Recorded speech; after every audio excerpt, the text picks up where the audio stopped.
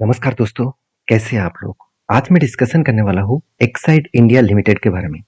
देखिए, एक्साइड एक ऐसी कंपनी है, देखा जाए तो बहुत दिनों से इस कंपनी अच्छा खासा परफॉर्मेंस करके आगे बढ़ रहा है और देखा जाए तो जब से मार्केट गिरना शुरू हुआ अराउंड सितंबर मंथ से 2024 से, तब से लेकर आज तक अराउंड 45 टू 50% के आसपास ऑलमोस्ट क्रैश हो चुके हैं।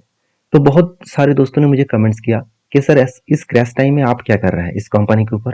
तो चलो आज इसी वीडियो के अंदर मैं सारे पॉइंट्स डिस्कशन करूंगा, क्योंकि मैं इस कंपनी के ऊपर कितना पॉजिटिव हूँ और मैंने कहाँ पे डिसीजन लिया, वो मैं आपके साथ शेयर करूंगा एज ए एजुकेशन पर्पस में। मैं आपको ये नहीं बता रहा हूँ कि आप इस कंपनी के ऊपर कोई भी रिकमेंडेशन के हिसाब से लीजिए। आपको मैं कहूंगा आप इसको डेटा के बेसिस में स्टडी पर्पस में लीजिए। तो देखिए, ये जो कंपनी है वो बेसिकली देखा जाए तो अलग अलग कैटेगरीज में काम करता है, जैसे बी टू सी मार्केट में। अभी बी टू सी मार्केट मतलब बिजनेस टू कंज्यूमर। तो कंज्यूमर के हिसाब से four wheelers, two wheelers, three wheelers manufacturing company को बैटरी सप्लाई करते हैं। साथ ही साथ देखा जाए तो कंपनीज रिवर्सल पावर, जैसे हाउस ईपीएस, साथ ही साथ इंडस्ट्रियल ईपीएस, सोलर सॉल्यूशंस, तो इस प्रोजेक्ट के ऊपर भी काम करते हैं। साथ ही साथ लास्ट टाइम क्या है, ई रिक्शा, साथ ही साथ जो ईआरपी व्हीकल्स है, इस तरीके से प्रोजेक्ट के ऊपर भी काम कर रहे हैं। अगर बी टू बी बिजनेस के ऊपर देखो, बिजनेस टू बिजनेस के ऊपर देखो, तो four wheelers, two wheelers and three wheelers के ऊपर काम कर रहा है, इंडस्ट्रियल के ऊपर भी काम कर रहा है, जैसे रेलवे हो गया, टेलीकॉम हो गया, पावर सेक्टर हो गया, ट्रांसमिशन सेक्टर हो गया, तो इंडस्ट्रियल यूपीएस हो गया। उसके साथ साथ सबमरीन के भी बैटरीज कंपनी बनाते हैं। और इंडस्ट्रियल बिजनेस, सॉरी मतलब इंटरनेशनल बिजनेस के ऊपर ऑटोमोबाइल्स बैटरीज, साथ ही साथ देखा जाए तो ट्रांजेक्शन बैटरीज, साथ ही साथ रिसॉल्व पावर्स, तो ये सारे प्रोजेक्ट के ऊपर काम कर रहे हैं। मैं आपको ये डेटा क्यों दिखा रहा हूँ, ये डेटा इसीलिए दिखा रहा हूँ क्योंकि किसी भी कंपनी के ऊपर काम करने से पहले उसका स्ट्रेंथ जानना जरूरी है। उसका स्ट्रेंथ के बारे में अगर पता ही नहीं है तो हम लोग कैसे काम करेंगे।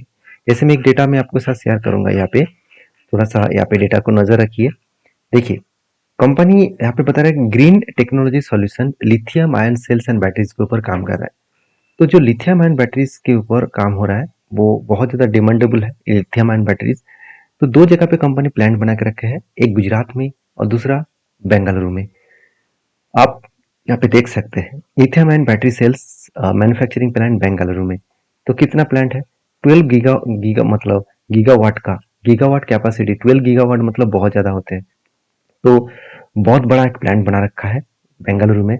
और उसी के साथ साथ लिथियम आयन गुजरात में भी प्लांट बना के रखा है 1.5 गीगावाट कैपेसिटी का। तो बेसिकली ये पॉइंट्स मैंने आपके साथ इसीलिए शेयर किया क्योंकि आपको कंपनी के स्ट्रेंथ के बारे में इजीली डेटा पता चले। तो कंपनीज के जो डेटा है वो तो मैं आपको दिखा चुका हूँ। अभी मेन मुद्दे पे चले आते हैं, ये कंपनी का फाइनेंशियली कंपनी कितना स्ट्रांग है जो आगे बढ़ने के लिए काफी होगा।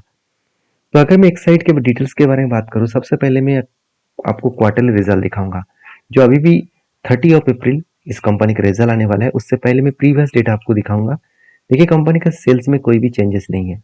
एक मतलब ग्रोथ के बेसिस में कंपनी सेल्स हो रहा है, उस बेसिस में एक्सपेंस को मिटाने के बाद प्रॉफिट भी एक रेंज के बेसिस में कंपनी प्रॉफिट कर रहा है। आप कहेंगे सर बीच में 3,900 करोड़ का प्रॉफिट कहाँ से हो गया था।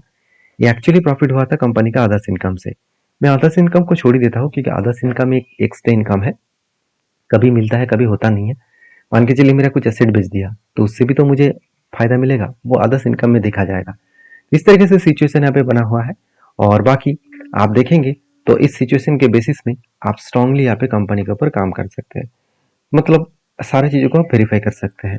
तो प्रॉफिट एंड लॉस के बारे में बात करूँ तो कंपनी का sales and profit last year में ग्रोथ कम हो गया और इसीलिए कंपनी अराउंड 21% का लॉस दिख रहा है। Actually company total overall last 1 year में 40% के 45% के आसपास क्रैश हो गया।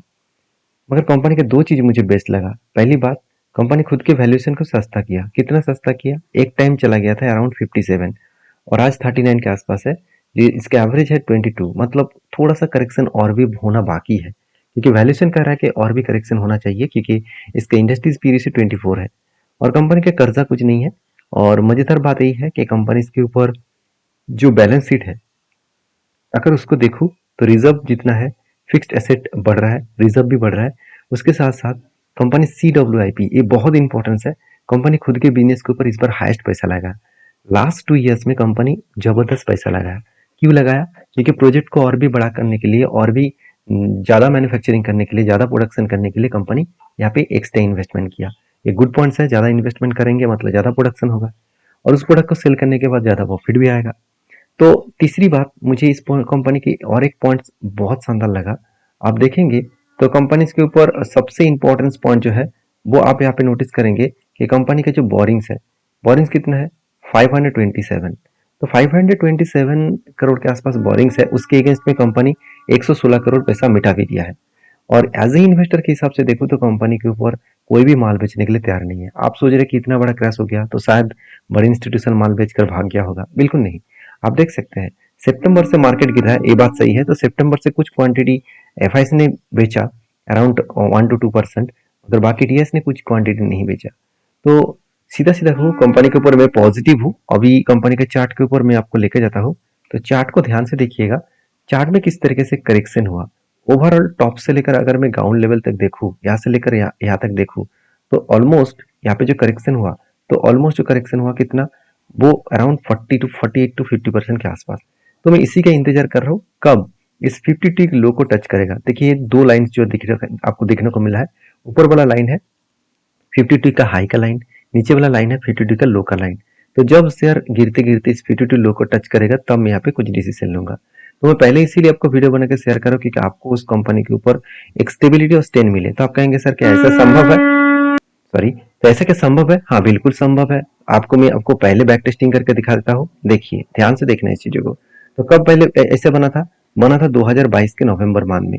जैसे देखिए यहाँ पे फाइनली टच हुआ था, यहाँ पे फाइनली टच हुआ था और ऊपर साइड में देखा है तो इस जगह पे कंपनी के ऊपर टच हुआ था। तो ओवरऑल इस टाइम ऑफ पीरियड को देखूँ तो कितना टाइम लगा, जस्ट 1 साल लगा, 20% यहाँ पे ग्रोथ मिला। तो अच्छी बात है, 1 साल में 20% कोई छोटा मोटा तो ग्रोथ नहीं है। कोविड के टाइम में बड़ा फॉल हो गया। तो कोविड के टाइम में अगर मैं देखूँ तो कोविड के फर्स्ट एंटी कहाँ पे बना था, यहाँ पे। यहाँ से लेकर मैं स्टॉक तक देखूँ तो कितना 25%, 1 साल में 25% का मिला। मगर यहाँ पे फायदा दूसरा क्या हुआ, जहाँ पे फर्स्ट एंट्री हुआ वहां से अगर मैं यहाँ पे टोटल करेक्शन देखूँ तो अराउंड 25% करेक्शन हुआ। तो मैं जब भी 20% के आसपास करेक्शन होता है तो मैं और भी कुछ क्वांटिटी यहाँ पे एज ए एवरेज के हिसाब से काम करता हूँ। तो 20% का जो करेक्शन हुआ उससे मैं टोटल फिगर आउट देखूँ तो वो 56% मिला। तो पहला मिला कितना, पहला मिला 25% और दूसरा मिला 56%। तो ओवरऑल मैं दोनों का अगर एक साथ जोड़ू तो 56 प्लस 25 डिवाइड बाई 2 कर दूं तो ओवरऑल 40% साल भर में रिटर्न यहाँ पे दे चुके हैं। तो क्या ऐसा हर बार होता है?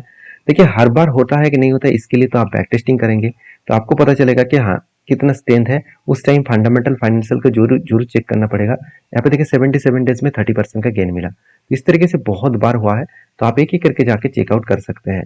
तो मैं पहले भी आपको दिखा देता हूँ, यहाँ पे भी हुआ था कुछ इस तरीके से सिचुएशन भी बना था। तो ओवरऑल यहाँ पे टाइम लगा 1 साल, 1 साल में 22% का ग्रोथ मिला।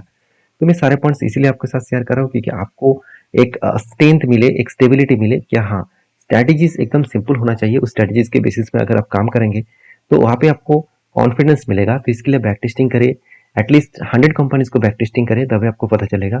सिर्फ बैक टेस्टिंग नहीं, उसका फंडामेंटल फाइनेंशियल, उसका बिजनेस स्ट्रैटेजीज को समझिए। और मेरे कहने पे कोई भी ट्रेड मत करना। मेरा काम है आपको सारी चीज मेरे पॉइंट ऑफ व्यू से शेयर करना, आपका काम है उसको वेरीफाई करके काम करना। तो मिलते हैं नेक्स्ट वीडियो में, तब तक के लिए धन्यवाद।